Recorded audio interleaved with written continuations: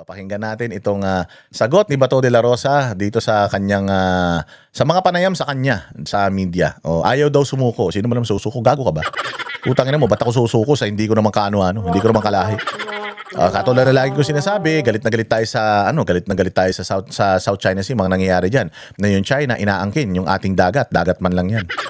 Pero galit na galit kayo. Atin ang Pilipinas, atin ang Pilipinas. Tapos ito, hindi nyo maisigaw, atin si Bato. Atin talaga si Bato, Pilipino yan eh. Sa Pilipinas si Bato, Pilipinas ang may-ari kay Bato.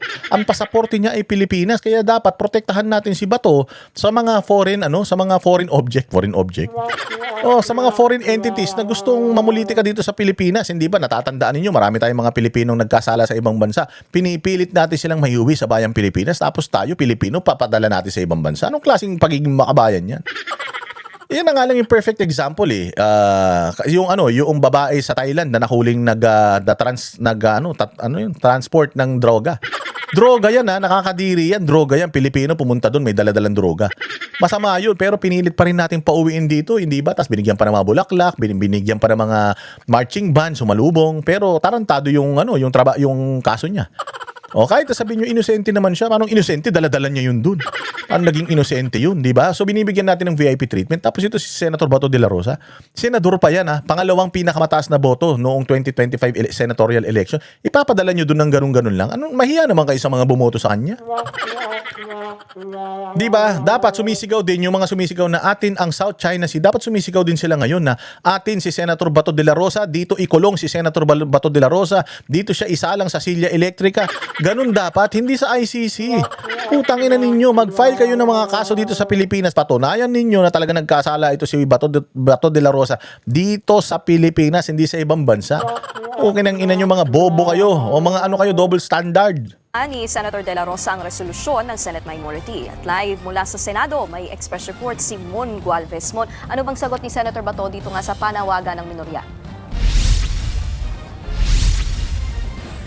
Nikki, wag masyadong atat na atat. Yan ang sagot ni Senator Ronald Bato de la Rosa sa panawagan nga ng minorya ng Senado na voluntaryo na lamang siyang sumuko sa mga otoridad. Sa gitna nga yan ng bantang pag-aresto sa kanya sa bisa ng arrest warrant mula sa International Criminal Court o ICC, nanindigan si De La Rosa na hindi nga siya susuko at uubusin pa ang lahat ng legal remedies. Kabilang dyan ang hiniling nilang Temporary Restraining Order o TRO sa Korte Suprema na pipigil sa pag-aresto sa kanya. Pakinggan natin ang bahagi ng pahayag ni Senator De La Rosa. Huwag sila masyadong atat-atat na ikulong ako. Grabe naman sila Alam naman nila na foreign na court yan Layuhan yan sana yung pinaglalaban namin, ni Senator Lacson in particular, siya pumirma siya, di ba? Para kay De La Rosa, wala naman anyang proper authority sa ilalim ng Administrasyong Marcos Jr. dahil si dating Pangulong Rodrigo Duterte nga raw idiniretso sa ICC Detention Facility sa The Hague, Netherlands. Pinasaringan din ni De La Rosa ang mga pumirmang senador sa naturang resolusyon. Narito ang kanyang pahayag. Ano na tayong tao ultimo paplastikan. Sila rin yung lima na yan. Kapag sila ang nilagay sa aking sitwasyon, I don't know. At saka ang kapal naman ng pagmumukha mo, Ping Lacson, kupal ka. Nung ikaw may kaso, tumakas ka. Hindi ka rin nagpasailalim sa proseso, tumakas ka ng ilang taon. Bumalik ka na lang nung iba na yung liderato. Tapos gusto mo sumuko si Bato de la Rosa? Ikaw nga nun hindi ka sumuko. Tarantado ka ba? At saka isa pa, yung kay Trillanes, yung kay Dilima, putsang ina. Yang mga yan issued by local courts. Hindi naman yan issued ng international court. Dahil sigurado ko, kung sila din inisyuhan ng International Court ng warrant of arrest dahil sa mga kademonyo ang ginawa nila, I am pretty sure hindi rin sila papayag na basta sila arestuhin at dalin doon. Put yourself in Bato's position, hindi mo rin gusto na mangyari sa yun. Gusto mo dito ka sa Pilipinas kasi mas may pag-asa ka dito sa Pilipinas. Oo, mas may pag-asa ka sa Pilipinas. Bakit? Kasi alam ng mga judges dito sa Pilipinas kung ano yung totoong nangyari noong panahon ni Pangulong Duterte.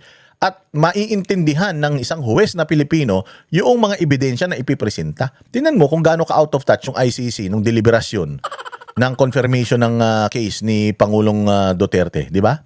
Kaya nga si Pangulong Duterte hindi na umaattend sa mga hearing ng ICC kasi alam niya na Alam niya na wala siyang kalaban-laban dyan. Alam niya na dyan siya mamamatay. Kaya nga nagpalit na rin sila ng mga counsel kasi strategy nila yun eh. Siyempre, madidelay pa ng madidelay pa yung hearing na yan ng kaso. Kasi kahit na anong ebidensya ipakita ni Pangulong Duterte dyan, wala na yan, tapos na yan.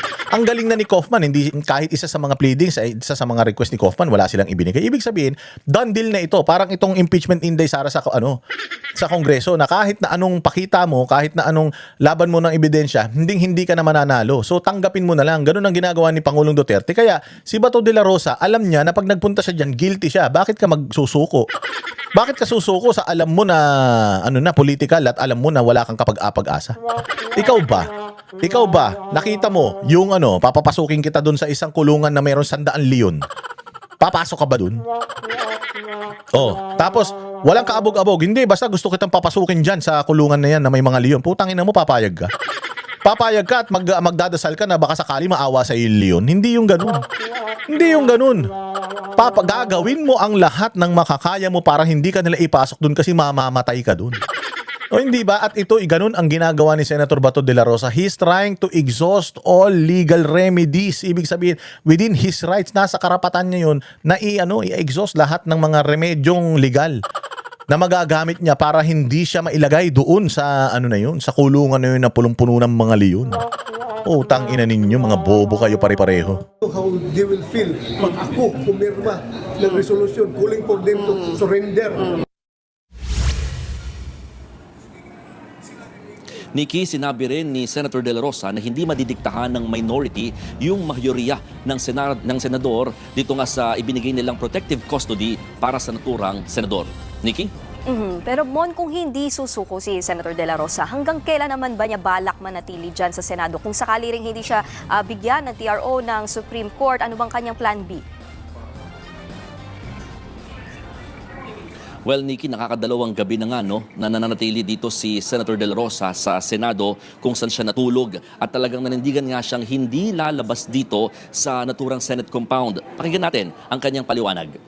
Pwede na nga kung titira dito hanggat senador ako. Yun pa, makasave ako ng gasolina pag biyahe-biyahe. Baka ito Senate. Yun lang naman rin ang trabaho ko, Senado.